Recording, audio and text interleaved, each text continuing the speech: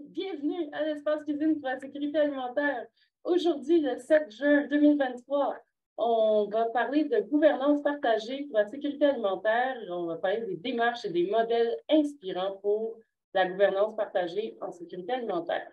Je suis Erika Salem, agente de programme pour le Conseil du système alimentaire montréalais et chargée de projet de l'Espace Cuisine pour la sécurité alimentaire. Et j'ai la chance de collaborer avec le collectif Récolte pour toute une série de webinaires sur la mutualisation en sécurité alimentaire. Aujourd'hui, le webinaire est organisé en collaboration avec Champ d'Action, Solidarité Antique, la Place Commune et le Chantier d'économie sociale. Donc, pour rappel, qu'est-ce que l'espace cuisine? L'espace cuisine, c'est un espace qui vise à rassembler les personnes qui travaillent pour la sécurité alimentaire afin de partager les outils, les bonnes pratiques, les leçons apprises qui sont issues des projets qui visent à répondre aux besoins alimentaires des Montréalaises et des Montréalais, particulièrement les plus vulnérables. Je dis les Montréalaises et les Montréalais parce qu'on est ancré à Montréal, mais tout le monde de partout au Québec est bien sûr les bienvenus à vous se joindre s'ils ont des intérêts par rapport, si ils et elles ont des intérêts par rapport à la construction de systèmes alimentaires locaux, inclusifs, résilients et durables. Donc, l'espace cuisine, ça vise à favoriser un partage de la compréhension des enjeux qui sont liés à la sécurité alimentaire. On veut mettre de l'avant et promouvoir les approches les plus porteuses qui sont mises en œuvre à Montréal et ailleurs au Québec. On veut renforcer la coopération entre les acteurs et actrices de la sécurité alimentaire et on veut harmoniser le travail qui est réalisé pour la construction de systèmes alimentaires locaux, inclusifs et durables. Donc, aujourd'hui, le webinaire, on vise à renforcer nos connaissances sur les modèles de gouvernance partagée. On veut s'informer puis partager des retours d'expérience sur des modèles inspirants de gouvernance partagée au sein des pôles alimentaires de quartier. Et on veut identifier des bonnes pratiques dans les processus de définition et de co-création d'une structure de gouvernance partagée. Tout ceci est quand même bien complexe.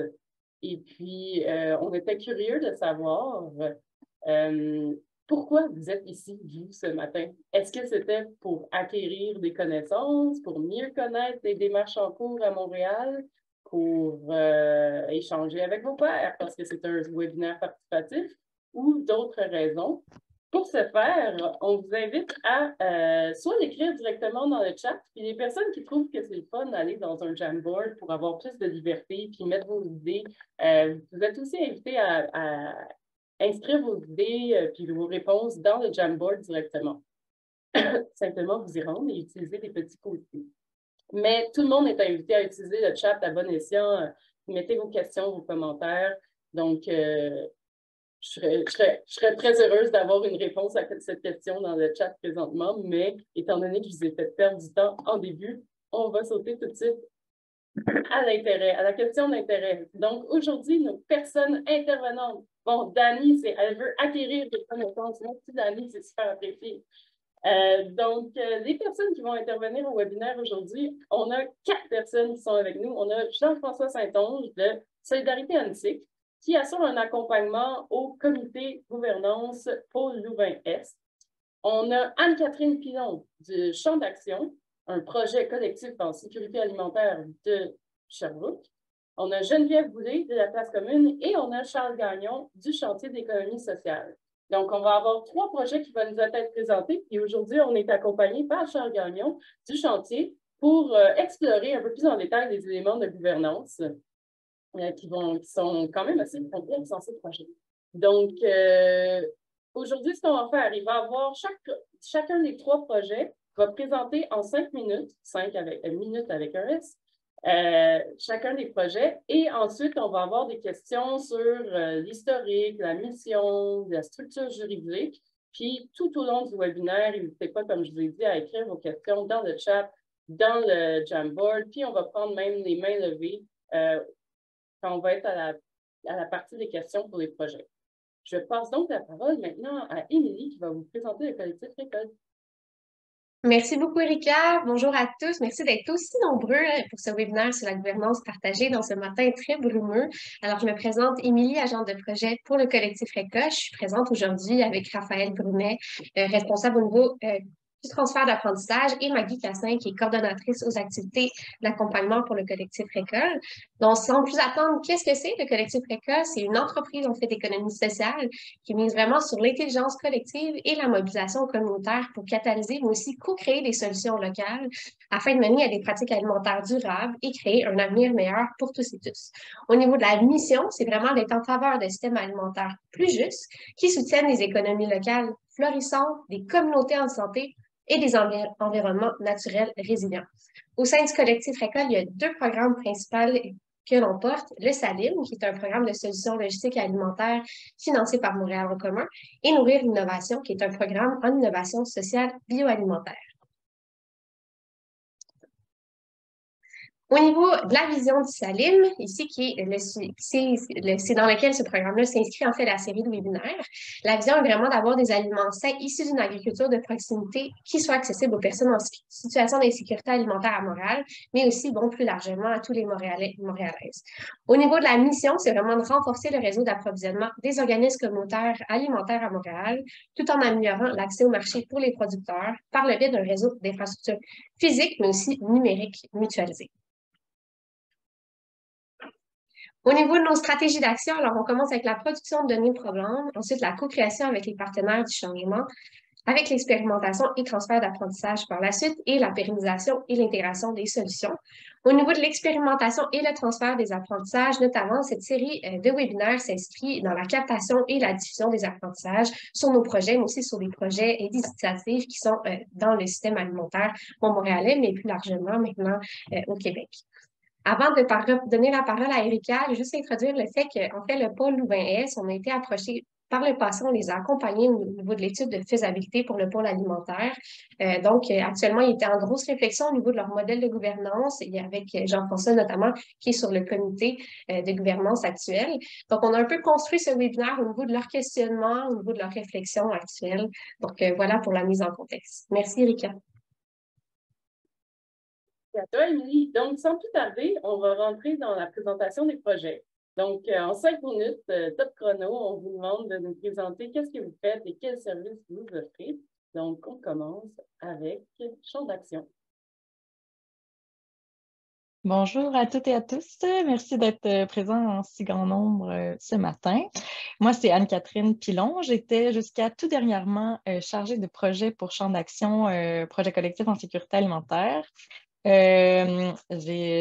J'occupe maintenant un autre poste, mais je suis avec vous aujourd'hui parce que, évidemment, c'est tout récent. Donc, la personne qui me remplace, qui est ici, d'ailleurs, Joëlle Latour, c'est un petit peu rapide pour qu'elle se soit tout approprié le contenu puis qu'elle vous fasse cette présentation. Mais ça me fait vraiment plaisir d'être avec vous. C'est un peu aussi mon bébé des 2 dernières années et demie. Alors, ça me fait vraiment plaisir de vous transmettre un peu ce qu'on a fait puis ce qu'on a vécu à travers ce projet-là. Alors, champ d'action, projet collectif en sécurité alimentaire, ben, comme c'est écrit ici, c'est des actions concertées, intersectorielles et structurantes pour la sécurité alimentaire à Sherbrooke. Je ne vais pas vous faire tout de suite l'historique parce qu'on va en parler plus tard, mais je vais vraiment vous parler de ce sur quoi on a décidé de travailler à Sherbrooke. Donc, il y avait déjà plein d'initiatives, plein d'organismes, d'associations qui faisaient beaucoup de travail sur le territoire de Sherbrooke. Puis le but de Champ d'action, c'était vraiment de venir tisser des liens entre ces initiatives-là, mieux les structurer, leur donner des effets de levier. Donc, on a vraiment essayé de voir où on pouvait aller mettre de l'huile dans l'engrenage pour que tout le système en sécurité alimentaire soit plus optimal, soit plus facilité et agile. Donc, ce sur quoi on a décidé de travailler, d'abord, on a fait un gros travail de numérisation de la distribution des denrées au sein de Moisson Estrie. Donc, c'est avec la plateforme Toucan qu'on a décidé d'intégrer à Moisson Estrie pour optimiser la communication entre Moisson Estrie puis ses organismes bénéficiaires, mais aussi entre les fournisseurs de moissons puis Moisson Estrie. Ça vise vraiment à optimiser toute la gestion de l'inventaire, puis faire en sorte que les les commandes, les bons de commande que Moisson Estrie envoie à ces organismes accrédités reflètent vraiment ce que Moisson a dans son inventaire et que les organismes puissent commander ce dont ils ont vraiment besoin pour leurs usagers, usagères. Donc, pour éviter les pertes, puis vraiment pour optimiser toute la chaîne de distribution. Donc, ça, c'est une grosse action qu'on a mis en œuvre dans les 2 dernières années. Ensuite de ça, on travaille sur un projet qui est en développement, mais un projet d'achat groupé au niveau qui est c'est une action qui était d'abord au niveau local, mais là, on l'a amené au niveau régional en travaillant justement avec Moisson Estrie. Un projet d'achat groupé entre organismes en sécurité alimentaire à Sherbrooke et idéalement partout en Estrie et des producteurs de l'Estrie. Donc, on est en train de démarrer une étude de faisabilité pour réaliser des achats groupés pour les organismes en sécurité alimentaire auprès des producteurs locaux. On a aussi travaillé sur la communication. Donc, on voyait qu'il y avait une lacune entre l'existence des ressources sur le territoire et la connaissance de cette existence-là par les personnes qui sont dans le besoin. Donc, on a travaillé sur un répertoire des ressources en sécurité alimentaire sur le territoire de Sherbrooke. C'est un répertoire qui est sous forme de carte interactive et sous forme de liste aussi. Donc, on a répertorié vraiment toutes les ressources disponibles sur le territoire de Sherbrooke, que ce soit des popotes roulantes, des épiceries solidaires, des organismes qui offrent des dépannages alimentaires, des organismes ou même des commerces qui mettent à disposition des bacs de jardin dans lesquels les gens peuvent venir se servir gratuitement, les frigos qui sont sur le territoire de Sherbrooke. Donc, on a vraiment tout répertorié ça. Et ce qui est particulier du répertoire, c'est que les gens peuvent y accéder tout dépendant de leur situation. Donc, il y a vraiment tout un filtrage qui se fait tout dépendant de la situation dans laquelle la personne se retrouve, si elle est étudiante, si elle est une personne issue de l'immigration, si elle a des enfants en bas âge. Donc, elle peut vraiment voir les ressources auxquelles elle a accès précisément dans un rayon d'1 kilomètre. Là. Donc, c'est une ressource assez intéressante. Puis, on travaille aussi avec la direction de la santé publique de l'Estrie pour que ce soit vraiment ce répertoire-là qui soit utilisé par l'accueil psychosocial dans les prochains temps. Là, ils ont déjà commencé à se l'approprier, donc ça va vraiment être la ressource de référence pour les ressources en sécurité alimentaire à Sherbrooke. Une autre de nos actions, c'est la sensibilisation et la mobilisation. Donc, on a déjà réalisé 2 vidéos sur le thème de la sécurité alimentaire à Sherbrooke. C'est une recette collective. Donc, ces vidéos-là vont être lancées à l'occasion d'un forum sur la sécurité alimentaire qui va avoir lieu au mois d'octobre 2023. Donc, le but de ces vidéos-là, c'est vraiment de mobiliser la population puis de montrer, d'une part, tout le travail qui est fait sur le territoire de Sherbrooke, mais aussi tout ce qui est à faire, puis tout ce dans quoi les gens peuvent s'impliquer pour contribuer à cette recette-là. Puis le forum, c'est davantage pour rassembler les partenaires, travailler sur la cohésion, le travail collaboratif, puis continuer de voir ce qu'on veut et ce qu'on peut faire ensemble dans les prochaines années à Sherbrooke. Donc, c'est vraiment un événement de mobilisation. La prochaine page, s'il vous plaît. Oui, super. Puis, la dernière action dont je peux vous parler, c'est probablement celle qui occupe qui a occupé la plus grande partie de notre temps dans les dernières années, c'est le lancement d'un programme de glanage, transformation et inclusion sociale. Donc, on va en être à notre 2e année cet été. Et donc, le glanage, pour celles et ceux qui ne le sauraient pas, mais je suis pas mal certaine que vous le savez tous, c'est le fait d'aller récupérer dans les champs des surplus de fruits et de légumes dont les producteurs n'ont pas le temps, la main-d'œuvre ou peu importe autre raison pour les récolter. Donc, l'année dernière, on a eu la chance de récolter 3,3 tonnes de fruits et de légumes sur le territoire de Sherbrooke et ses environs grâce à 10 fermes participantes. Et la particularité de notre projet, c'est que c'est vraiment un projet qui vise l'inclusion sociale. Donc, on travaille avec des organismes de Sherbrooke qu'on a ciblés. Puis qui ont manifesté leur intérêt.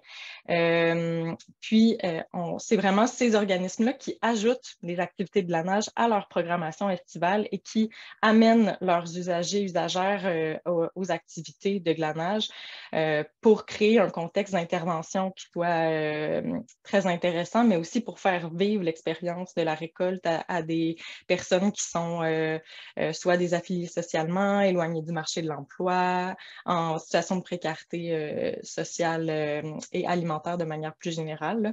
Donc, on travaille vraiment avec des organismes partenaires qui œuvrent auprès des jeunes, 16-35, des familles en situation de précarité, puis à faible revenu, puis des personnes en situation d'itinérance ou en voie de le devenir. Donc, on a comme ces trois groupes-là.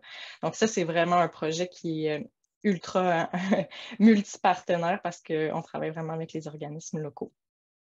Et je terminerai par vous dire, on va en parler un peu plus tard par la gouvernance, mais tout ce projet-là, donc toutes les actions dont je vous ai parlé, sont actuellement portées par Entreprendre Sherbrooke, qui est un organisme paramunicipal à Sherbrooke en développement économique et qui soutient les initiatives collectives. Donc, pour l'instant, c'est l'organisme qui est porteur de ce grand projet-là, mais je vous parle plus tard de la suite. Je ne sais pas si j'ai respecté mon 5 minutes, mais... Ah, t'en as fait un petit peu plus, mais c'est excellent. Okay, c'est pas facile. On vous a donné un grand défi. On va voir si Geneviève peut battre le record en faisant moins que 7 minutes. Geneviève, la parole est à toi. Bonjour, merci. Donc, c'est Geneviève Boulay. Je suis avec la coopérative La Place Commune. C'est une coopérative de solidarité à but non lucratif qui est un acteur dans Parc Extension depuis 2015. Le projet de La Place Commune s'est créé par une initiative citoyenne. Donc, on était des gens de Parc Extension qui ont décidé de créer un espace marchand. On voulait avoir un siège social pour ensuite développer d'autres projets. Et un de nos plus gros projets aujourd'hui est le réseau de solidarité alimentaire local de Parc Extension. Dans ce projet, on a plusieurs approches qui complémentent notre autofinancement. Donc, je fais un pas vers l'arrière. Notre coopérative, on la voit comme une coopérative agriculturelle. On a comme vision de soutenir et de lutter pour la communauté, l'environnement et l'alimentation. Donc, on a développé un café, une mini-épicerie, un service traiteur, on fait la location de salles et des événements culturels, en plus d'avoir un programme de bénévolat. Et à travers tout ça, on se soutient, on occupe l'espace et on a créé, on avait toujours une main dans la terre, disons, on a créé ce projet de réseau de solidarité alimentaire locale de Parc qui est en lien avec la table de concertation de Parc Extension et dans lequel on adresse la lutte au gaspillage alimentaire. On occupe des espaces urbains à travers des jardins collectifs. On implique les citoyens dans ce processus-là. On fait de la récupération d'aliments dans des entrepôts, également sur des fermes partenaires. Donc, on fait également de l'aide à la ferme ou du clanage. On fait partie notre réseau soutient d'autres collectifs aussi, dont le collectif Les Fruits Défendus. Donc, à travers le collectif Les Fruits Défendus et notre partenariat, depuis plusieurs années, on a fait des cueillettes de fruits aussi dans le quartier. En gros, tout ce projet-là, on peut passer à la prochaine slide si vous voulez. En gros, tout ce projet-là existe grâce à la Place Commune qui soutient le projet, mais aussi grâce aux bénévoles et aux employés qui sont impliqués dans le projet. Donc, il y a beaucoup de personnes qui sont extrêmement passionnées par ce qu'ils font. Et donc, cette initiative citoyenne-là a fait en sorte a donné le jus ou le pouvoir à ce que plusieurs micro-projets sortent et qu'on a rassemblés dans un réseau de solidarité alimentaire locale. Donc, on a 2 collectifs qu'on soutient, 2 jardins collectifs. On soutient également des distributions de paniers de fermiers. On a un frigo communautaire dans lequel on redonne des aliments. On redonne également des banques alimentaires locales. L'année passée, on a transité 44 tonnes de nourriture à travers nos différents projets. On fait en haut à droite, vous voyez des gens qui sont très heureux de cueillir des zucchinis qui ont été laissés dans les champs. Il y a la récupération de fruits, on a des jardins dans les cours arrière et on fait de la transformation aussi dans notre cuisine. Donc, on fait beaucoup de choses. Puis, on est là depuis 2015 et on espère être là encore plusieurs années. Notre projet est intergénérationnel et interculturel. Donc, on est dans un quartier qui est très multiethnique.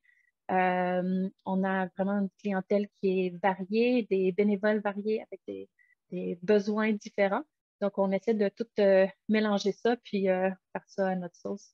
Puis, on est très content d'avoir la chance de pouvoir faire ça à Parc Extension.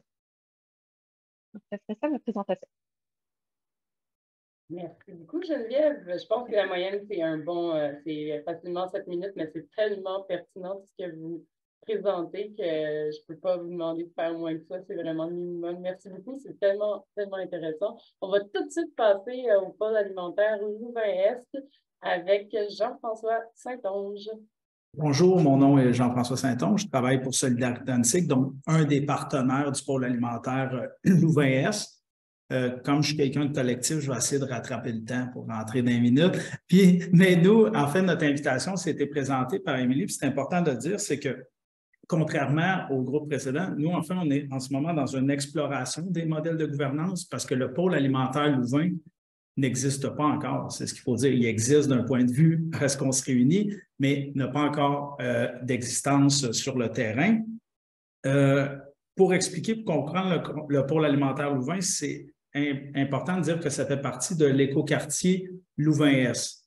Donc, pour ceux qui le savent pas ou peu importe, l'écoquartier Louvain-Est, en fait, c'est 7,7 hectares, ceux à Annecy-Cartierville, si on veut, entre la rue Saint-Hubert et Christophe-Colomb, où il va y avoir du logement, des appartements, des espaces publics, des commerces de proximité. Donc, le terrain déjà acheté, c'est un projet qui est commencé, mais il n'y a pas eu de pelleté de terre encore. Et il y aura un pôle alimentaire. Donc, le pôle alimentaire, en ce moment, on est donc en train de réfléchir à notre gouvernance. C'est ce qui fait que nous sommes ici. Évidemment, il y a du travail qui a été fait et tout ça. Je vous le présenterai dans l'historique tantôt qui compose ce pôle alimentaire-là. On va voir que c'est des organismes autonomes qui sont déjà dans la sécurité alimentaire. Donc, c'est ça. Bien qu'il n'y ait pas le projet, nos organismes sont déjà en sécurité alimentaire et y travaillent. Donc, la mission du pôle, ça va être un circuit court en alimentation permettant de favoriser l'accès à des aliments frais et sains à la population annecycoise. Donc, pour ça, sur le terrain, sur le 7,7 que je vous ai dit, on a presque 2 hectares en fait de réservés pour des serres. On a la possibilité de faire des jardins en terre. Donc, on a un espace réservé. Donc, le pôle alimentaire a des espaces, y compris des locaux, sur le terrain. Donc, ça, c'est notre mission. Les principes clés, améliorer l'accès à une alimentation saine, favoriser la participation des usagers, garantir des revenus autogérés. Donc, c'est dans notre réflexion aussi. Impact visé, évidemment, meilleur accès à des aliments.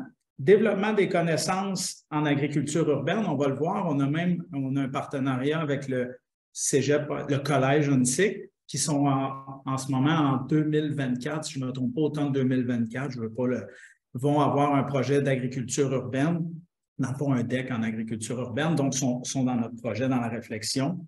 Développement de compétences et de l'employabilité de jeunes adultes, inclusion sociale, évidemment, les impacts environnementaux sont visés. Donc, ça, c'est pour notre pôle alimentaire Louvain-Est qui s'inscrit dans l'écoquartier. Pourquoi je vous en parle déjà? Parce que bien qu'on est en construction, comme je dis, c'est déjà commencé, puis on va voir que le fait qu'il y ait plusieurs structures, ça va jouer sur les enjeux de gouvernance qu'on parle aujourd'hui.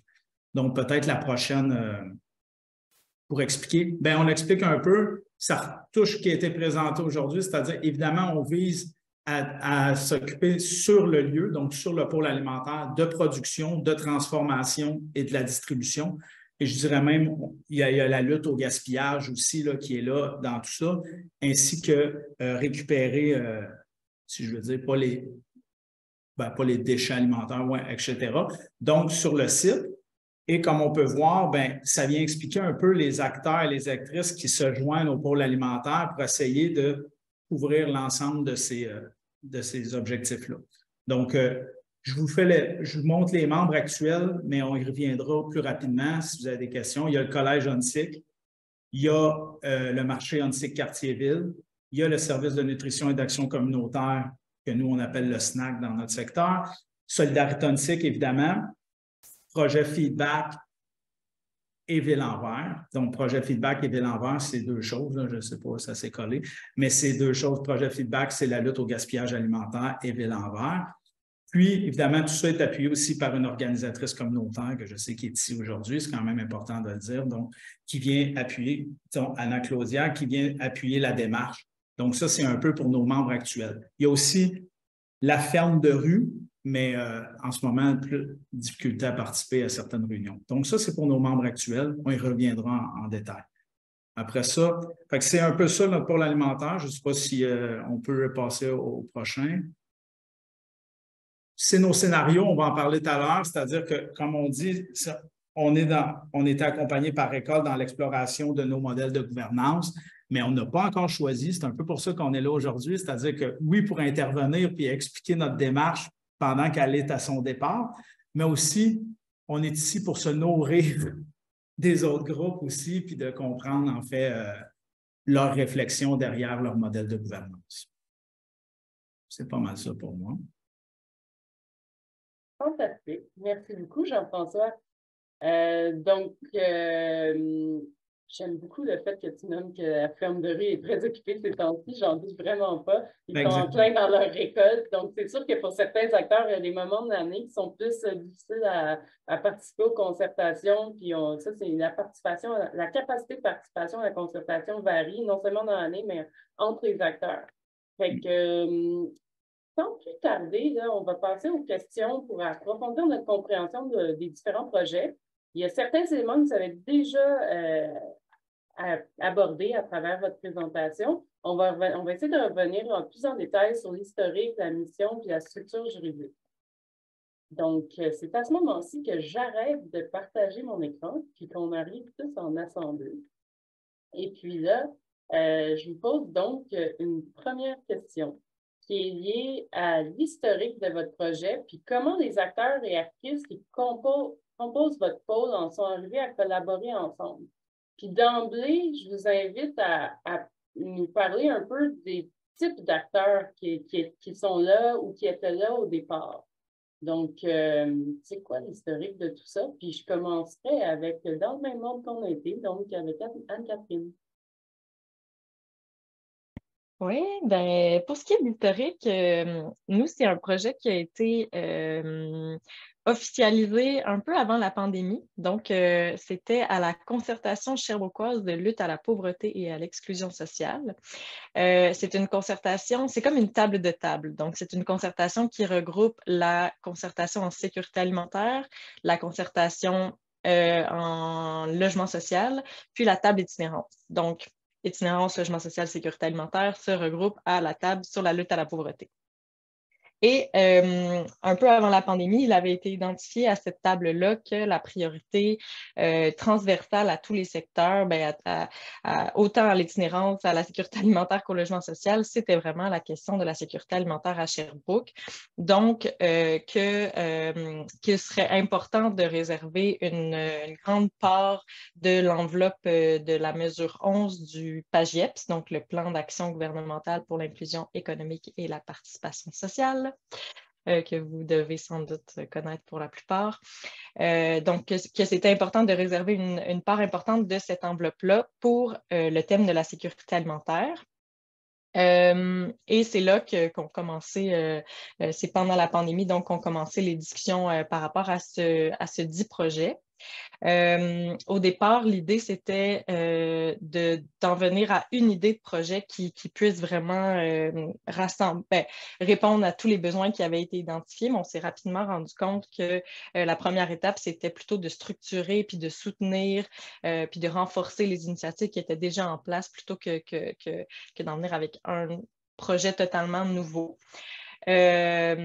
Donc, c'est comme ça que ça a démarré. Puis, donc, dès le départ, ce qu'on a fait, c'est qu'on a organisé une rencontre forum avec tous les acteurs qui étaient concernés de près ou de loin par la sécurité alimentaire. Donc, des gens des secteurs dont je vous ai parlé, des représentants de chacune des concertations, donc, et également des gens de la ville de Sherbrooke, de la direction de la santé publique, des institutions comme l'Université de Sherbrooke, le Cégep, et de la commission scolaire de Sherbrooke. Donc, une première rencontre forum, un peu pour mettre les bases communes sur notre compréhension de ce projet-là, puis pour valider, parce qu'en fait, préalablement à ça, la concertation de sécurité alimentaire avait fait un cadre de référence sur les questions de sécurité alimentaire. Donc, l'idée, ce n'était pas de reproduire un nouveau cadre, c'était de partir de ça puis de voir qu'est-ce qu'on pouvait faire comme projet à partir des besoins qui avaient été identifiés. Et suite à cette rencontre forum-là, on a créé un comité de pilotage du projet qui a été sur une base volontaire. Mais on voulait quand même s'assurer d'une certaine représentativité des acteurs. Ça s'est fait tout naturellement, fait que ça a été vraiment parfait pour nous.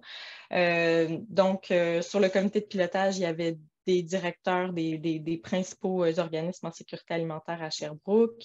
Il y avait quelqu'un de la ville de Sherbrooke. Il y avait une représentante, c'est ça. C'est là où je m'en allais. Il y avait des représentants aussi des secteurs de l'itinérance. Donc, c'est ça.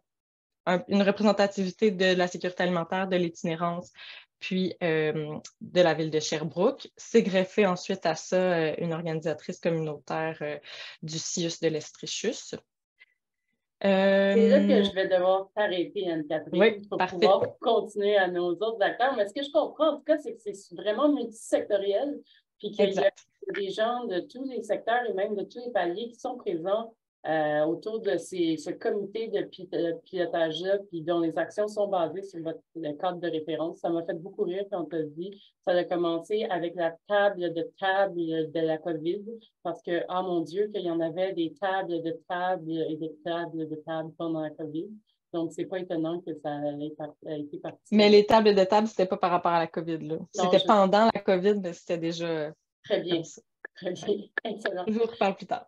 Fait que, on passerait à Geneviève, mais d'emblée, Geneviève, avant tout, de te lancer dans l'historique, on avait une petite question très simple là, de Catherine Picard qui a été posée, qui demandait la redistribution se fait à l'échelle locale du quartier ou est-ce que vous desservez un territoire plus large que votre quartier quand vous faites de la redistribution? Il y a deux types de redistribution. Donc, à travers les banques alimentaires locales. Donc, ça, c'est vraiment axé sur la population locale à très faible revenu. C'est desservi par 5-6 organismes dans le quartier. Donc, il y a beaucoup de banques alimentaires pour un petit quartier à Parc Extension. Ensuite, nous, on est une banque alimentaire plus informelle. On a un frigo communautaire en libre service, un banc communautaire à l'extérieur où on laisse les choses. Et là, il n'y a pas de contrôle vraiment qui se passe. Donc, c'est principalement les gens de la population locale parce qu'ils passent dans la rue et ils voient les choses et les prennent. Sinon, il y a aussi des gens qui passent, des clients qui viennent d'ailleurs et qui viennent et qui prennent du pain gratuit, par exemple. Et souvent, les gens vont se demander est-ce que j'ai le droit d'en prendre, vu que je ne vis pas ici ou vu que j'ai peut-être les moyens de m'en acheter. Puis nous, on pousse vraiment que chaque personne a le droit à s'alimenter, que chaque personne aussi prévient le gaspillage alimentaire en prenant les choses. Donc, vraiment, les choses partent très vite, mais notre but, c'est ça justement. Puis on espère que tout le monde ne gaspille pas les choses dans leur frigo. Et est-ce qu'il y a donc une redistribution aussi régionale ou c'est vraiment plus, si je comprends bien, c'est donc vraiment au niveau local du quartier que la redistribution se fait, ce qui est fantastique. Oui, ultra local. Par excellent. contre, dans notre service traiteur, on exporte nos services, donc ça arrive que parfois, il y a des aliments qui ont été glanés qui se retrouvent dans le traiteur et qui se retrouvent à Pointe-Saint-Charles. Fantastique, à travers votre service traiteur d'économie sociale. J'aime ça. Ouais. Donc, j'arrête de t'interrompre, puis on s'intéresserait à l'historique du projet de réseau. OK. Donc, c'est notre historique, c'est qu'on était des jardiniers dans un jardin collectif dont j'étais l'animatrice horticole. On était des amis, c'était vraiment un projet, comme j'ai dit tantôt, ultra local, grassroots. On était des militants. On a été influencés beaucoup par la grève étudiante. Puis on se regardait des films ensemble sur l'alimentation, sur le système alimentaire à travers le monde et on commençait vraiment à militer pour un droit à la terre. Puis, on a sorti des clôtures de notre petit jardin, on s'est mis à cueillir des fruits, à aller dans les ruelles, faire des jardins dans les ruelles, faire des jardins dans les cours arrière, commencer vraiment à connecter avec la communauté, avec les voisins. Donc, c'est un projet vraiment qui bourdonnait à Parc Extension. Pendant 8 ans environ. Et ensuite, on a décidé on a commencé à développer l'intérêt pour créer un marché. Ça n'a pas porté fruit au niveau à l'extérieur, disons, jusqu'à temps qu'on loue l'espace où est la place commune aujourd'hui. On avait également un deuxième besoin d'avoir un siège social. Donc là, pour l'instant, on se rencontrait dans les cuisines des gens pour transformer nos compotes de poire, mais on cherchait vraiment à avoir un lieu. C'est ce double intérêt-là de commencer à marchander la nourriture, hein, ou la diffuser plus facilement et en même temps d'avoir un lieu pour se regrouper. Donc, c'est comme ça qu'on a loué la place commune. On a loué l'espace commercial, qu'on a créé la place commune. Pendant au moins 1 an, on a continué à avoir des réunions dans nos cuisines pour essayer de définir qu'est-ce que ça allait être notre grand projet. On a choisi la structure juridique d'une coopérative. Il y a eu beaucoup de discussions. On n'avait pas l'expérience, donc c'était des hypothèses, des idées. Et ensuite, on s'est mis, pardon, la plupart d'entre nous, on n'avait pas d'expérience. Certains d'entre nous, oui, en commerce. Mais on ne savait pas qu'est-ce que ça allait donner dans le quartier. On ne voulait pas non plus accentuer la gentrification qui s'en venait déjà dans le quartier. Fait qu'on essayait vraiment d'être soucieux de notre geste.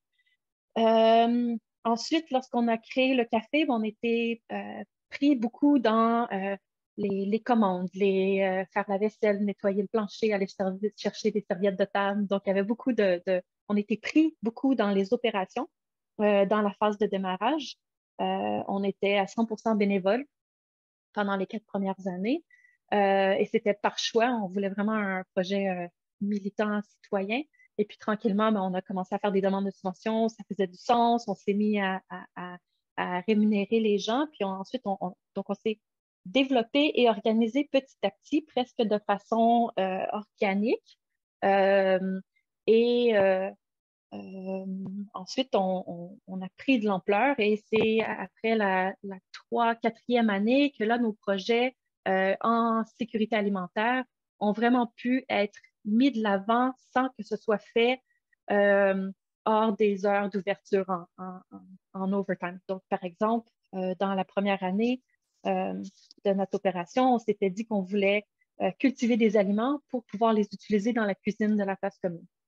Et donc là, on a loué une terre à Saint-Basile-le-Grand et on cultivait à l'extérieur. On s'est rendu compte que c'était pas très soutenable avec le trafic et tout de faire ça. Puis on n'avait pas nécessairement le temps non plus.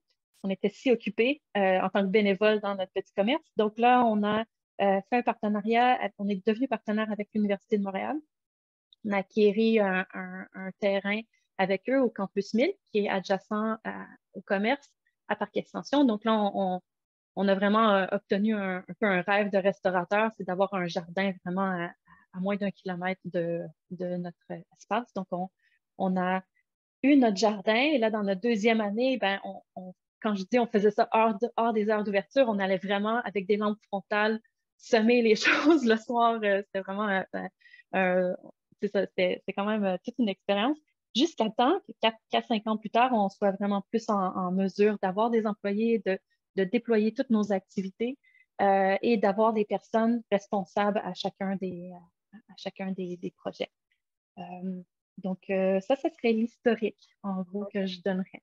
Donc, on a... Oui. Pardon, vas-y. Donc, c'est ça, c'est un beau développement qui a eu lieu.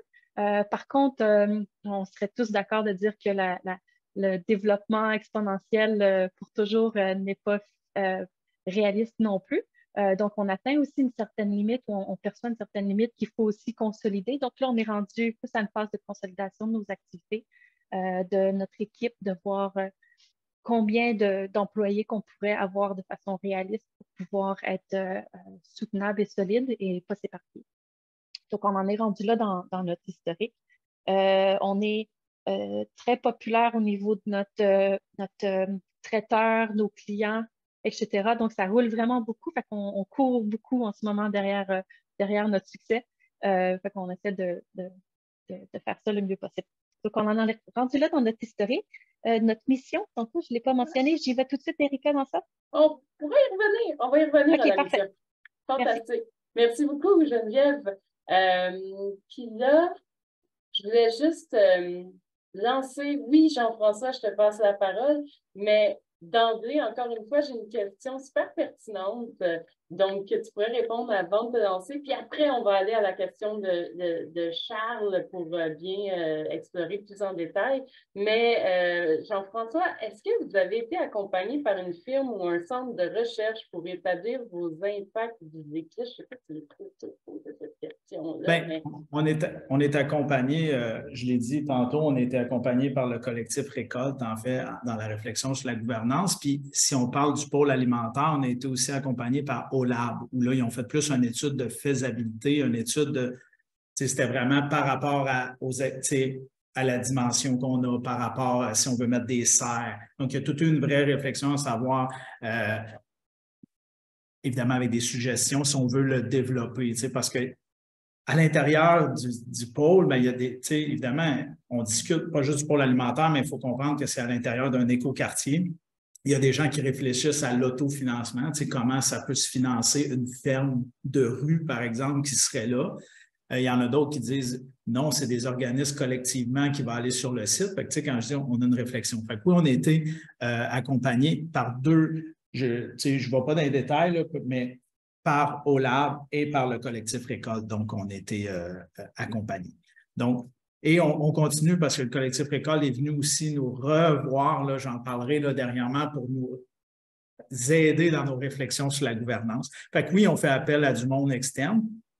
Puis c'est un peu mon rôle aussi, c'est ça que je veux dire quand je dis mon rôle, mais mon rôle ONSICois, c'est-à-dire qu'il faut comprendre que Solidarité ONSIC, c'est une table de quartier. Donc, je vous fais l'historique, puis je vais vous montrer comment on est rentré là-dedans. Donc, assez vite fait, je le répète, c'est important, le pôle alimentaire est une réflexion qui est née à la base au sein de l'écoquartier. C'est quand même important de le dire parce que l'écoquartier, c'est un projet en partenariat entre la Ville-Centre, donc Ville de Montréal, l'arrondissement de ces quartiers-villes et Solidarité ONSIC, / le comité de pilotage. Parce que le comité de pilotage, il est né à l'intérieur de Solidarité ONSIC, mais ce n'est pas nécessairement des employés de Solidarité ONSIC. Je l'ai dit, Solidarité ONSIC, c'est une table de quartier. Donc, il y a le comité de pilotage et ces groupes-là.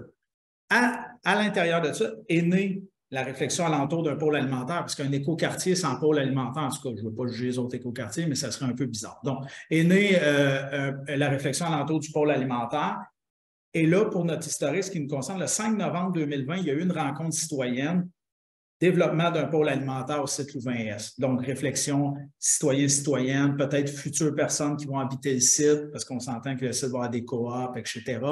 Et aussi, il faut comprendre que le site il est en face de plusieurs HLM, en fait. Donc, c'est des incorporés aussi dans la réflexion. Ce n'est pas juste de dire hey, on est en face, tantôt on parlait de gentrification, mais c'est gentrification, mais c'est aussi l'élément. Donc, on voit un peu l'idée où ce qui se dessine, là, pour ceux qui connaissent. Donc, 5 novembre 2020, rencontre citoyenne. Et là, le pôle alimentaire, au départ, est davantage, je dirais, chapeauté par le comité de pilotage. Donc, nous, ce qu'on arrive, c'est plus, je vais très vite, mais fait que là, il y a eu quelques réunions, et ceux et celles qui participent à ces réunions-là, c'est ceux qui ont envie de participer au pôle alimentaire sur Louvain. Donc, à la base, ils sont allés chercher des organismes qui sont, c'est pour ça que je dis, nous, le pôle est composé d'organismes qui sont déjà impliqués en sécurité alimentaire. Donc, le SNAC, Service de nutrition d'action, je le répète, le marché ONSIC Quartier-Ville. C'est quand même important parce que c'est du monde qui fonctionne déjà. Tantôt, j'entendais, on était débordés, on allait planter le soir. Fait qu'eux, ils ont déjà leur projet, ils fonctionnent, ils sont déjà en sécurité alimentaire. Et projet feedback, ville en vert, ferme de rue. Ces gens-là étaient là au début, mais c'était chapeauté par le comité de pilotage. Pour faire une histoire courte, mais encore là, c'est important, ils rentrent, il y a 1 an environ, ils viennent, le comité de pilotage a approché Solidarité ONSIC, mais plus particulièrement moi et Anna Claudia, une organisatrice communautaire du CIUS, en disant le pôle alimentaire, le comité de pilotage, en ce moment, on a un enjeu quand même important, c'est-à-dire qu'on doit travailler sur Écoquartier. On a des enjeux à régler avec la ville-centre, avec l'arrondissement. On ne veut pas que ces enjeux-là viennent, je dirais, entacher la réflexion du pôle alimentaire. Donc, ils ont essayé de détacher le pôle. Tu sais, il n'est pas détaché physiquement, mais de le détacher dans sa réflexion des 3 personnes que j'ai nommées. Et là, on a demandé à moi et à Anna Claudia, parce qu'on était déjà ceux et celles qui portaient le chantier sécurité alimentaire. Vous voyez, on aime ça, les noms qui se ressemblent, on est mêlés. Le chantier alimentaire dans ONSIC Quartier-Ville. Donc, maintenant, le pôle alimentaire est intégré au chantier alimentaire, ce qui explique qu'on les accompagne dans cette réflexion-là sur la gouvernance. Donc, on en est là dans le sens qu'on se réunit et ça a fait du bien parce que les organismes prennent leur temps. On s'entend qu'il n'y a pas eu la première pelletée de terre. Donc, on est en train de réfléchir à comment on veut que le pôle alimentaire, oui, la gouvernance, mais qu'est-ce qu'on veut qu'il laisse comme message? Est-ce qu'on veut que ce soit un projet collectif? Est-ce que n'importe qui peut venir dans le pôle alimentaire présenter? Vous voyez un peu la réflexion qu'on a. Donc, en ce moment, le pôle alimentaire se réunit, je dirais, peut-être une fois au mois et demi, 2 mois. On va plus vite pour l'instant parce que, et on invite, ça c'est important, j'irai plus loin là, tantôt, mais ce qu'on a décidé de faire, c'est inviter, c'est pour ça qu'on est content de participer aujourd'hui, des projets qui sont déjà à différentes étapes pour venir nourrir notre réflexion. Par exemple, quelqu'un du bâtiment 7 qui est venu nous aider, Récolte qui est revenu nous aider dans nos réflexions, pour essayer d'avoir un esprit clair et pouvoir, un coup qu'on aura pris notre décision, aller la présenter à l'Écoquartier, pas en compétition, mais dire, nous, le pôle alimentaire, voici la gouvernance qui nous intéresse le plus, voici comment on veut procéder, puis on va devoir travailler avec, évidemment, les règlements de l'Écoquartier. Fait que c'est pas en opposition, mais c'est de dire, voici comment on veut venir travailler avec vous. Fait qu'on est dans cette réflexion-là. Fait que c'est un peu pour l'historique. Et ça, je dirais, ça fait 1 an que là, on est plus amorcé cette réflexion-là de gouvernance. C'est ça. Donc, j'arrête là. C'est fantastique. On a Charles qui aurait une question pour approfondir un peu tout ça. Je vais poser ma question tout de suite, mais je vois le temps passer puis j'ai l'impression qu'on avait d'autres questions puis que ça va juste escamoter, mais je trouve que celle-là mérite vraiment d'être posée. C'est une question à vous 3. Et vous allez voir, je vais probablement vous relancer à chacun parce que j'ai une petite question pour chacun.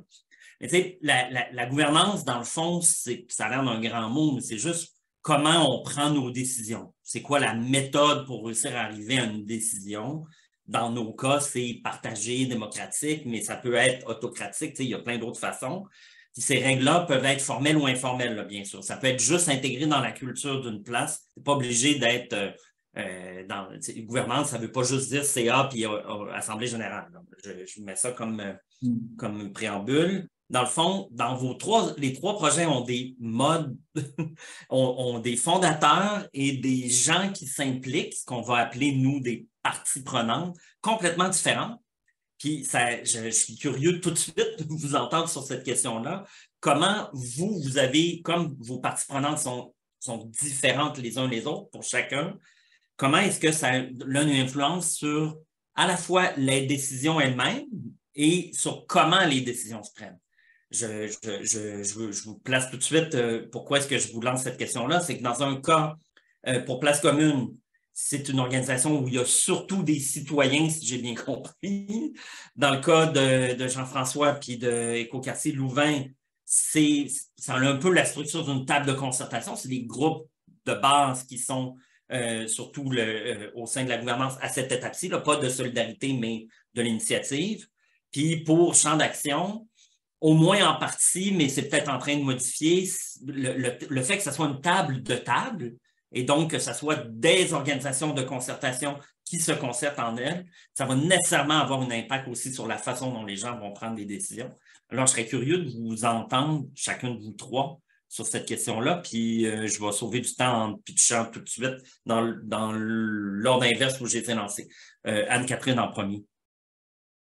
C'est une super bonne question, mais nous, justement, la gouvernance, comme tu l'as décrite, Charles, c'est vraiment quelque chose qu'on n'a jamais défini très, très clairement. Ça a été plutôt informel dès le départ. On s'est donné un peu, dans les premières rencontres avec le comité de pilotage, on s'est un peu donné des lignes directrices, des règles de conduite entre nous. Puis le comité m'a fait part d'attentes aussi en tant que coordonnatrice, à quoi il s'attendait de moi comme prise de position et tout ça. Au début, il m'avait demandé d'être plutôt neutre, puis vraiment d'être plus une facilitatrice que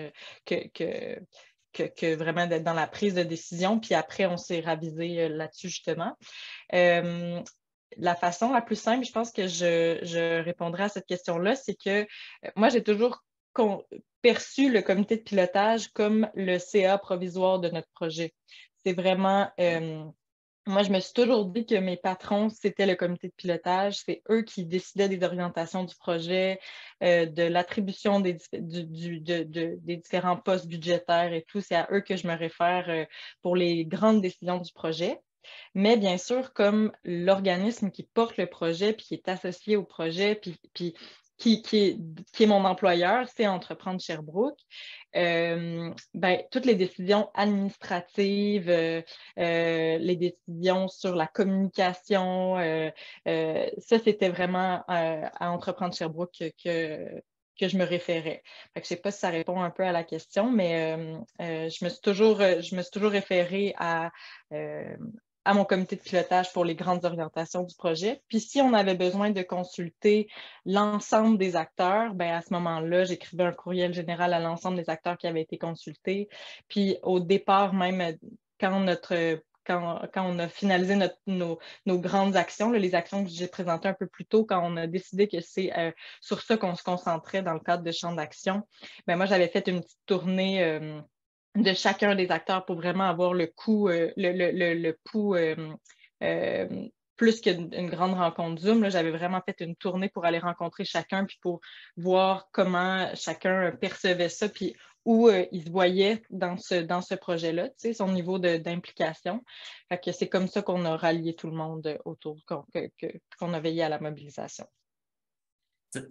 Ça répond à la question plus générale que j'avais posée. Je m'y attendais, je vais poser la question plus précise. Comme c'est les membres de ton comité de pilotage, mais effectivement, là, je comprends, puis je devinais que le comité de pilotage, tu le traitais comme un CA et le reste plus comme une assemblée générale, ça ressemble un peu plus à ça.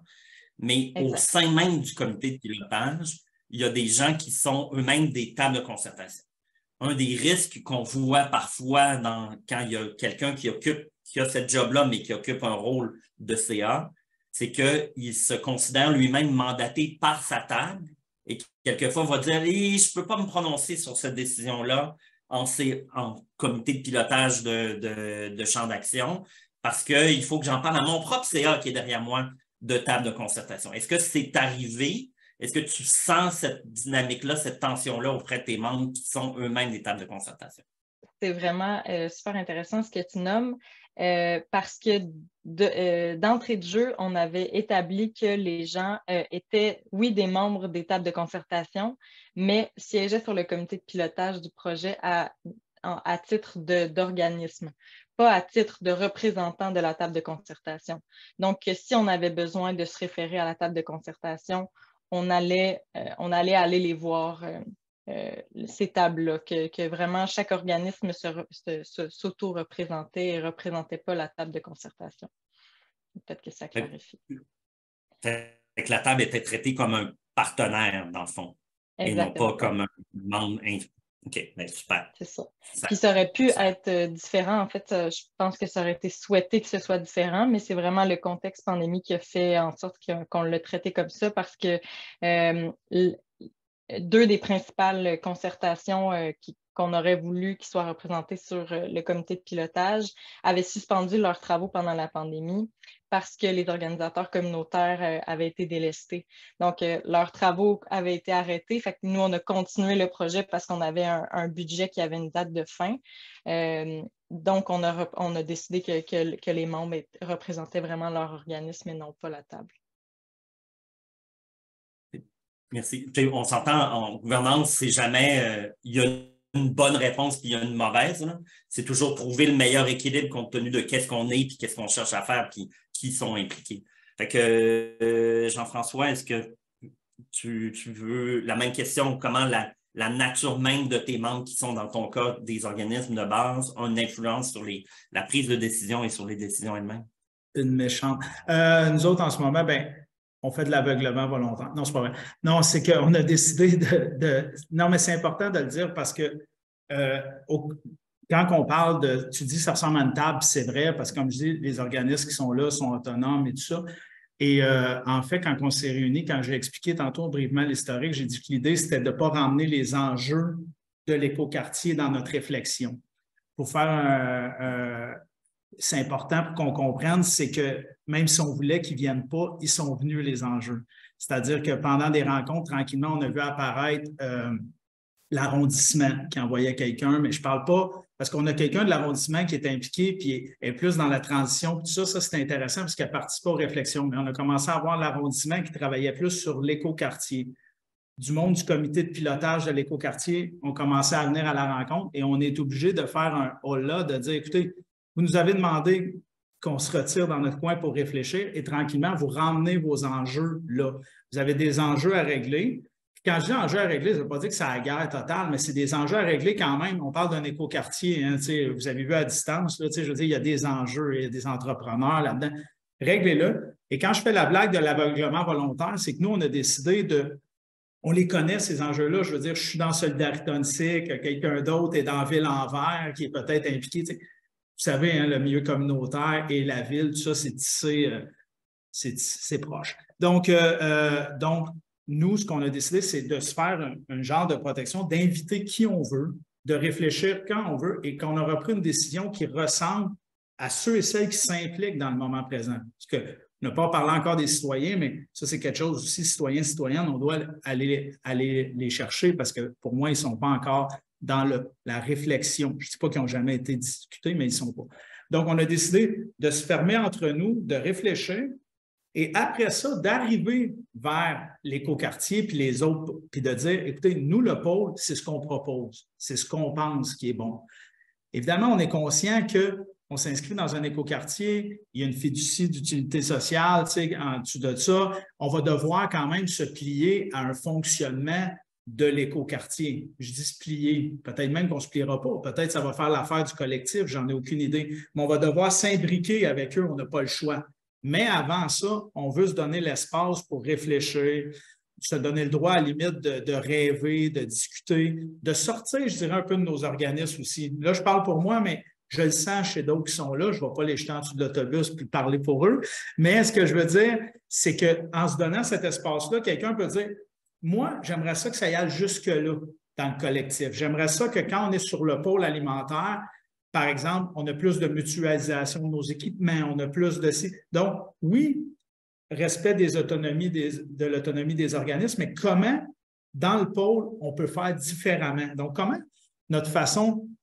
Parce que là, j'utilise gouvernance aujourd'hui, mais moi aussi, c'est un terme qui me fait un peu peur, là, parce que des fois, il ne veut pas dire grand-chose, mais comment, dans le fond, nos réflexions politiques, sociales, tout ça, vont pouvoir s'imbriquer, puis peut-être promouvoir aussi le genre de société qu'on veut. Fait que, tu sais, je suis conscient, c'est pour ça que j'ai dit on fait de l'aveuglement volontaire en joke, mais on se donne l'espace de rêver pour l'instant, un vrai espace de réflexion, et pas quand quelqu'un suggère, par exemple, je dis n'importe quoi, mettons qu'on donnerait comme modèle, c'est pas important, on donne un modèle, la coop, mettons, puis là, tu as tout de suite un acteur qui dit « Ah, la coop, ça ne marchera pas parce que moi, mon organisme… » Fait à date, quand tu es dans le projet, tu t'es dit, dans les réflexions en cours du pôle alimentaire pour l'instant, on réfléchit collectivement. C'est ça que je dis. Donc, on essaie de se le permettre, mais on est conscient que ça va se heurter à quelque chose quand ça va sortir de cette petite réflexion-là. Là, on est conscient.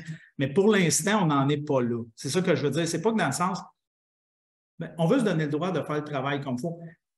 Militer pour du temps dans le communautaire ou dans le social, c'est déjà un gain en soi. Tu sais ce que je veux dire? De se dire, on va prendre du temps de réflexion, là, juste de dire du temps de réflexion, pas du temps pour faire des tables où on parle de nos bons coups, nos mauvais coups, puis bon, se donner ce temps-là, c'est déjà un gain. Là, c'est JF qui parle, là, je sors un peu, mais c'est déjà un gain. Donc, on essaye de se donner ce gain-là, le groupe. Ça marche bien. On voit la diversité des acteurs, actrices. Tu sais, il y a même le collège Antique, puis quand il vient dans le groupe, tu vois qu'ils veulent réfléchir dans le but, mais c'est une machine en soi, le collège Antique, là, tu sais, je veux dire, on est conscient, là. Fait que, mais on est mieux se dire, on travaille avec le collège Antique, mais on travaille avec le DEC en agriculture urbaine du collège Antique. Vous comprenez un peu l'idée aussi, c'est d'essayer aussi de personnaliser aussi ça. Parce que là, on n'a pas parlé, mais moi, je crois beaucoup que oui, il y a les organismes, mais les personnes, on ne peut pas détacher ça. On a cette tendance-là à faire ça, mais les personnes vont venir donner, c'est pas vrai là, qu'elles sont, comme tu as dit tantôt, qui parlent juste au nom de leur organisme à 100%. Ce que je veux dire, ils viennent teinter la réflexion, les personnes. Puis à date, je pense qu'on a un collectif intéressant, je dirais. Puis c'est ça. Fait que c'est ça. Fait qu'on est conscient qu'on va sortir, mais pour l'instant, on se protège de cette façon-là en disant laissez-nous. De toute façon, la première pelletée de terre n'est pas pour demain. Comme il a été dit tantôt par Erika, on a des gens qui sont déjà, comme là en ce moment, c'est la plantation, c'est la préparation. Ben, ils sont sur le terrain, là, notre monde, là, en train de faire ça. Puis, on essaie aussi d'adapter ça dans la réflexion, que les bons acteurs, actrices soient à la table et non juste ceux qu'on n'est pas en train de faire de la sécurité alimentaire. Puis là, nous autres, on est en train de réfléchir sur un pôle. Fait que c'est ça l'idée. Mais on est conscient. Je vais t'arrêter là, Jean-François. Merci beaucoup pour ta réponse. Ouais. Je ne sais pas si Geneviève veut apporter des éléments complémentaires. Oui, si je peux. Donc, ça, nous, de notre côté, on est beaucoup en réflexion sur la gouvernance, surtout après plusieurs années d'activité. On rencontre souvent le mythe qu'une coopérative est un collectif. Donc, on fait face à ça beaucoup. Donc, on est souvent pris avec la genre de croyance urbaine que dans une coopérative, qu'on a qu'on est assez organisé pour avoir l'horizontalité qui serait souhaitable. Dans notre coopérative, lorsqu'on a commencé la place commune, nous étions un collectif. Comme Jean-François disait, on était vraiment comme soudés, on faisait nos décisions ensemble le plus possible. On attendait le consensus. Puis avec le temps, il y a un débalancement qui se crée où il y a des anciens, il y a des nouveaux. On a aussi un groupe qui est fluide. Notre projet est rassembleur. Mais on a toujours des gens qui ont plus d'opinions, qui parlent plus fort, qui ont plus d'expérience. Donc, vraiment, il y a des écarts des écarts dans le degré d'implication, mais aussi la possibilité aussi de contribuer à juste valeur d'une autre personne. Puis c'est pas c'est comme dans n'importe quelle société ou famille, il y en a des plus forts puis des moins forts. Donc, on jongle avec tout ça. On a, à la base, quand on a créé la place commune, on a souhaité dans nos règlements de régie interne qu'on ait un comité de direction au lieu d'avoir une direction. Donc, on s'imaginait qu'on pourrait continuer cette collectivité-là en ayant une direction partagée. Ça a fonctionné pendant plusieurs années, pendant qu'on avait plusieurs personnes, plusieurs fondateurs en place, ensuite plusieurs anciens, plusieurs personnes qui s'impliquaient au même degré, ça fonctionnait. Ensuite, pardon, je lis mes notes. Ensuite, notre union faisait notre force. On se partageait les responsabilités, mais en même temps, l'union fait la force peut emmener le contraire. Donc, dès qu'il y a eu des bris de confiance ou qu'il y a eu des personnes qui sont parties ou des nouvelles personnes qui sont rentrées dans le groupe, mais c'était pas qu'on n'avait pas la même solidarité dans le groupe, c'est facile d'effriter cet esprit de collectivité-là parce qu'on est dans les opérations, on manque de ressources, on va vite, on coupe les coins ronds. Donc, c'est arrivé souvent pardon, c'est pas arrivé souvent, c'est arrivé récemment où on était un peu dans une impasse où on n'avait plus notre comité de direction fonctionnelle, ce qui a fait en sorte que là, on était chacun dans nos responsabilités, mais pas nécessairement dans le partage de décisions. Donc, c'est vraiment quelque chose de clé que le travail d'équipe doit être pas seulement OK, on est une équipe, puis tout le monde s'occupe des responsabilités, mais que tout le monde revient ensemble, puis qu'on reprend les décisions ensemble. Si notre vision est d'être horizontale ou d'agir comme un collectif à l'intérieur d'une coopérative. Ensuite, je dirais que on est dans une période où on fait beaucoup d'analyses après 8 ans d'activité. On se questionne beaucoup sur le comment faire et le comment être. Qui est super important à la base, même si tu as un projet qui se développe de façon naturelle, qui a des amendements, des changements, je pense que c'est vraiment important de retourner à la source et de se demander, OK, comment est-ce qu'on veut vraiment s'organiser vu qu'on a essayé les choses A, B, C, puis on voit que B ne fonctionne pas, donc comment est-ce qu'on se réorganise. Donc, le comment faire et comment être qui devient, dans le fond, un mode de fonctionnement assez choisi et appliqué en même temps. Je dirais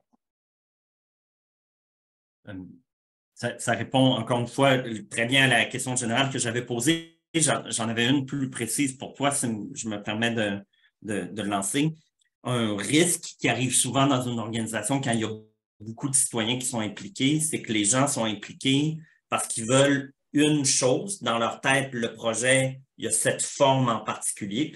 En fait, c'est pas juste les citoyens qui ont ça, tout le monde a ça. Mais le risque avec les citoyens, c'est que s'ils voient que cette forme-là n'arrivera pas, leur motivation descend et ils débarquent du projet. Est-ce que tu as vu cette situation-là arriver? Ça fait déjà un bout de temps que vous êtes là. Est-ce que ce que tu expliquais tantôt, tu as commencé à parler de fondateurs qui étaient moins là, puis d'autres qui étaient... Est-ce que tu as vu cette situation-là arriver dans votre projet?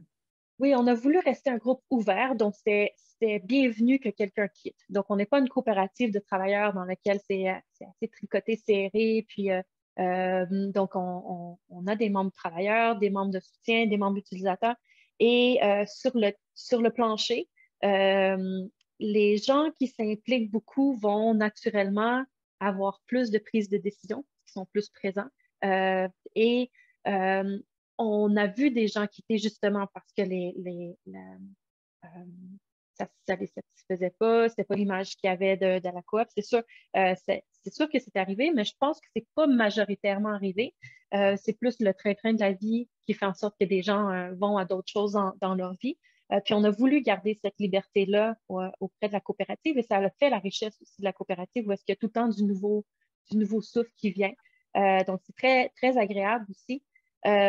Ensuite, quand là, plus qu'on avance, plus qu'on accepte qu'il faut, je le redis encore une fois, notre mode de fonctionnement, mais à la base, que ce soit à la ville ou à une table de quartier, on est tous des citoyens. Donc, tout le monde est une personne en train d'être dans une organisation. Puis nous, le challenge en tant qu'un groupe de citoyens, c'est de viser cette organisation-là, puis de la nommer. C'est aussi de se rappeler c'est quoi notre mission.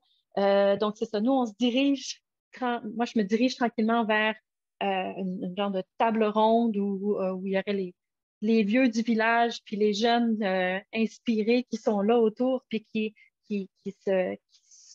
s'autodéterminent et s'autogestionnent, si je peux dire. Mais c'est toujours en développement, mais cette organisation-là est super importante, autant que l'action. Donc, tu peux aussi parler beaucoup, mais pas agir. Mais Donc, c'est super pertinent de réfléchir à tout ça. C'est tellement intéressant vos réponses. Puis il y a quelqu'un dans l'Assemblée qui mentionne, Christiane, mentionne que le grand défi, c'est de développer une vision commune et partagée qui se maintient dans le temps. Parce que surtout, on est dans des concertations où est-ce que, ben, justement, les personnes qui représentent les différentes organisations autour de la table, ben, roulent rapidement. Donc, d'avoir une mission bien établie, une vision commune, puis de la partager, mais il faut toujours y revenir parce qu'il y a des gens autour de la table qui sont nouveaux, il y a un roulement personnel particulièrement ces temps-ci qui est très important.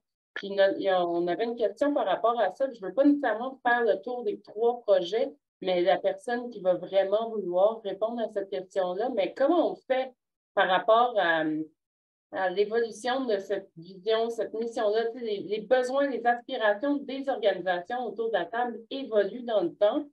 Comment vous faites pour vous assurer de répondre à ces besoins-là qui composent, les besoins des organisations qui composent votre pôle?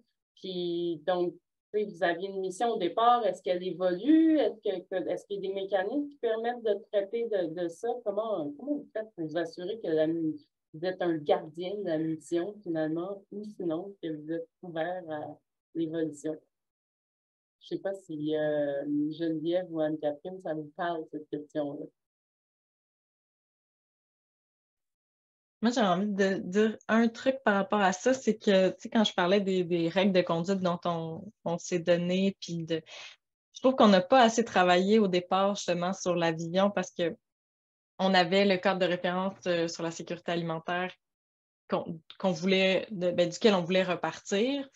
Puis en ayant ça en tête, on est tout de suite allé sur la façon de répondre aux besoins, mais on a comme esquivé un peu la partie vision commune. T'sais, on est vraiment tout de suite allé en réponse aux besoins prioritaires qui avaient été identifiés. Fait qu'on a voulu aller rapidement dans l'action, mais on aurait pu juste prendre une petite rencontre de 3 heures pour vraiment parler de notre vision commune. T'sais.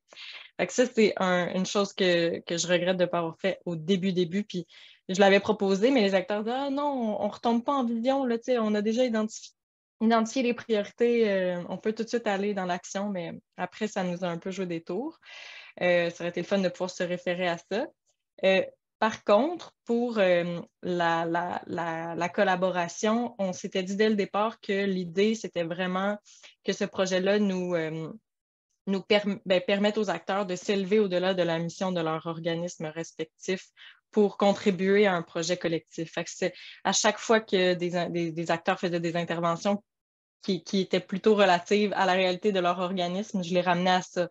Non, là, tu peux parler de votre réalité, mais on se souvient que ce projet-là, son but, c'est pas de répondre aux besoins de votre organisme, c'est de répondre aux besoins de la communauté. Fait que ça, c'était vraiment, c'est quelque chose c'est une chose à laquelle on s'est souvent référé, l'idée de s'élever au-delà de la mission, mais ça a vraiment été un cheval de bataille parce que c'est super facile pour les organismes de se référer à leurs besoins puis de vouloir répondre à ces besoins-là parce que tout le monde, tous les organismes, je ne veux pas dire en arrache, mais tout le monde a la vie difficile, a des enjeux. Fait que c'est vraiment facile de vouloir répondre à ça, mais ce n'était pas l'idée du projet. Donc, ça a été une de nos règles. OK. Donc, c'est pas parce qu'on a un cadre de référence qu'on a nécessairement une vision commune établie, c'est ce que tu amènes. C'est quoi les éléments? Exactement. Parce que c'est tellement important, est-ce que tu peux un peu clarifier, je sais pas, j'ai vu un peu clarifier ce volet-là? En fait, qu'est-ce qui manquait? la nuance, c'est que le cadre de référence, puis il est vraiment super bien fait, mais il a été fait par la Concertation en sécurité alimentaire de Sherbrooke.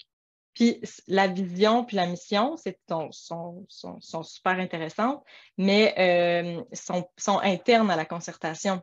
Ce n'est pas des visions, missions par rapport à la sécurité alimentaire de manière plus large. Fait que c'est juste ce travail-là qu'on aurait dû faire. Les acteurs ont pensé qu'on en avait déjà une mission-vision, mais c'était une mission-vision de concertation.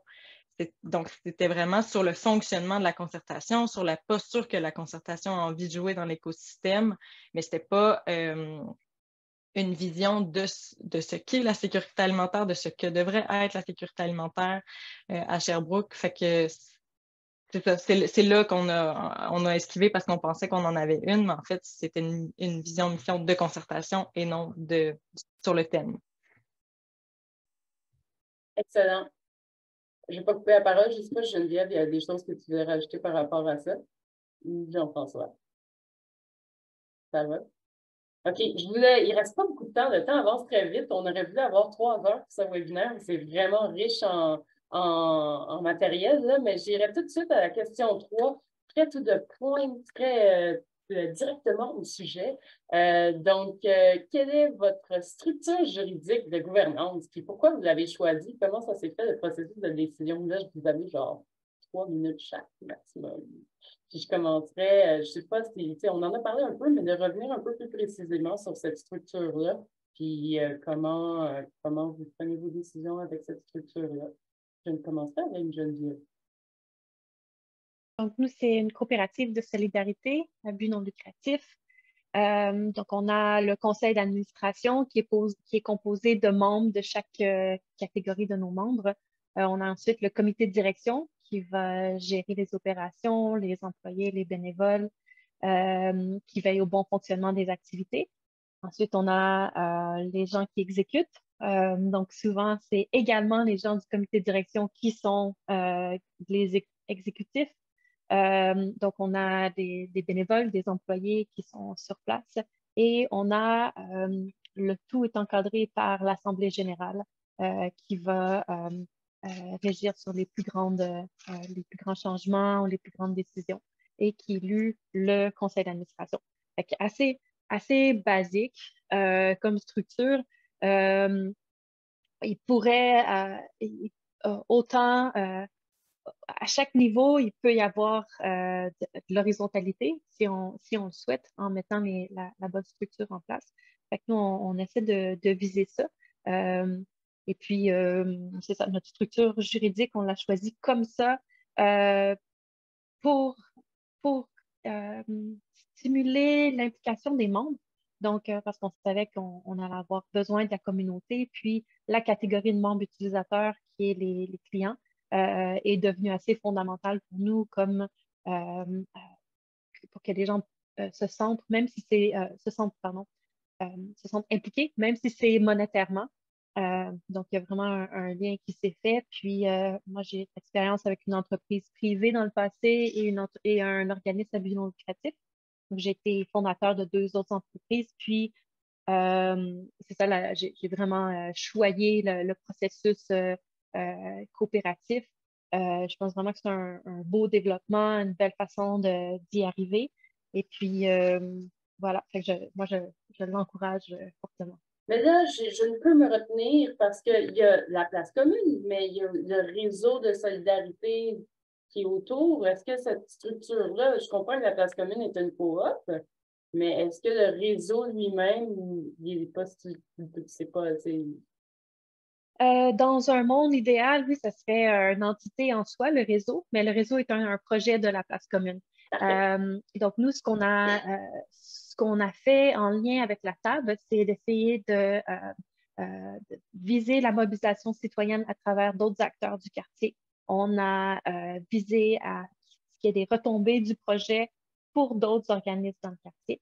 Donc, le réseau, les partenaires qui sont impliqués, j'en ai peut-être pas assez parlé, mais les différents partenaires impliqués sont essentiels. Les collectifs qui font partie du réseau, les autres organismes du quartier, d'autres organismes qui sont ailleurs, qui nous fournissent des ingrédients, les partenaires fermiers, l'Université de Montréal. Donc, c'est sûr qu'il y a un regroupement qui se crée, mais on n'est pas assis autour de la même table. Donc, c'est plus à travers nos courriels qu'on est liés ensemble, puis par moment qu'on se voit à travers nos actions. Mais c'est ça, la structure est plus informelle pour le réseau. Oui. Jean-François? Comme j'ai dit, nous, on ne l'a pas encore, mais ça va me permettre de répondre à la question 2 et 3 d'un coup. C'est-à-dire que nous, en fait, je pense savoir comment ça va être de trouver la structure idéale qui va venir appuyer la mission sur laquelle on est déjà en train de travailler, puis les principes. C'est quand même très important parce que je vous en ai dit une mission tantôt, mais c'est une mission qui est venue, encore une fois, des premières réflexions de l'écoquartier. Fait que nous, ça ne veut pas dire qu'on ne peut pas la raffiner, la changer, la travailler davantage. Fait que je pense que ça va être ça, notre gouvernance qui va naître, parce que je le sens dans le groupe. Donc, ça va être une façon de faire qui ne va pas venir. Parce que c'est bien ce que tu as dit, Anne-Catherine, de dire on aurait peut-être dû passer plus de temps. Nous, on passe justement plus de temps sur ce qu'on veut. Ce n'est pas parce qu'on est meilleur, c'est qu'on essaie de s'inspirer des erreurs des autres.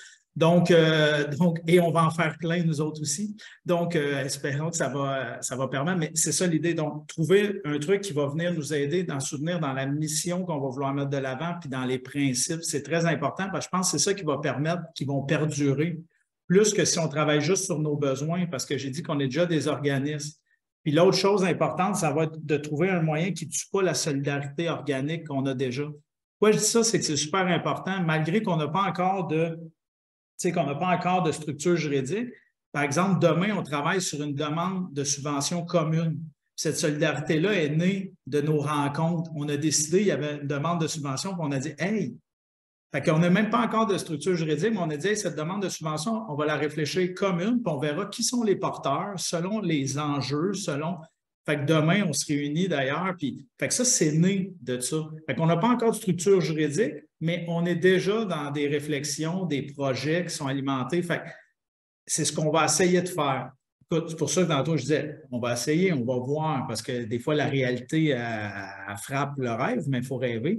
Sauf que c'est comme ça, je pense qu'on est en train de le faire. Fait que pas de dire, hey, on veut une coop, puis on rentre notre projet dans une coop, hey, on veut telle affaire, puis on le rentre dedans, mais plutôt, voici ce qu'on veut, quelle est la structure juridique qui peut accompagner le mieux notre truc. Fait que je pense que c'est comme ça qu'on est en train de le dessiner, mais ça, c'est à cause des discussions qu'on a avec vous, c'est à cause des réflexions. Mais de ne pas briser ce qui existe déjà, parce que regardez, sans structure, on travaille, ça va faire 2 semaines qu'on travaille sur une subvention commune, qu'on se réunit vraiment, on utilise les mêmes voies de communication. Fait qu'il y a quelque chose qui est là. Il ne faut pas quand ça va rentrer dans le gros écoquartier, puis d'un coup, ça s'éteint, puis on court après les subventions individuellement, puis etc., parce qu'on sait que ça peut vite retourner vers ça.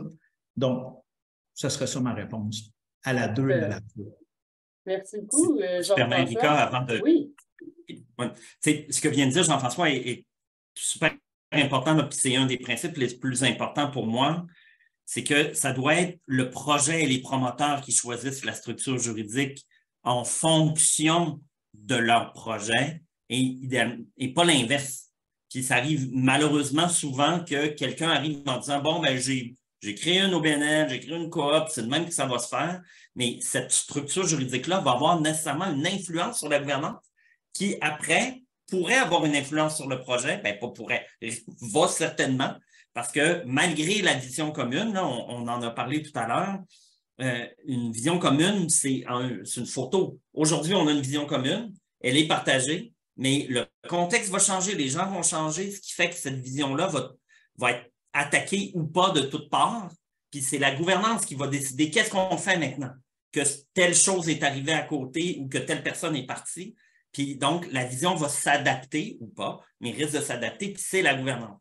Puis si on a choisi une coop de solidarité, Geneviève l'a bien dit, une coop, la loi est précise, puis prévoit des règles, puis des fonctionnements, puis des pouvoirs bien comme il faut aux membres, à l'Assemblée générale, puis au CA. L'OBNL, c'est un peu plus le free-for-all. Peu de choses sont cannées dans la loi. En fait, très peu sont cannées dans la loi. C'est un avantage, mais c'est aussi un inconvénient parfois. Puis, Jean-François, un de tes choix, c'était de rester informel, si j'ai bien compris. De rester on est un groupe, on est une association non formée.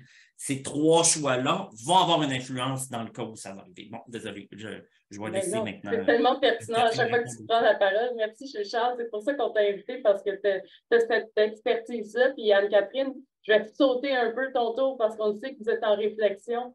Puis, tout ce qui a été dit certainement nourrit ici votre réflexion actuelle.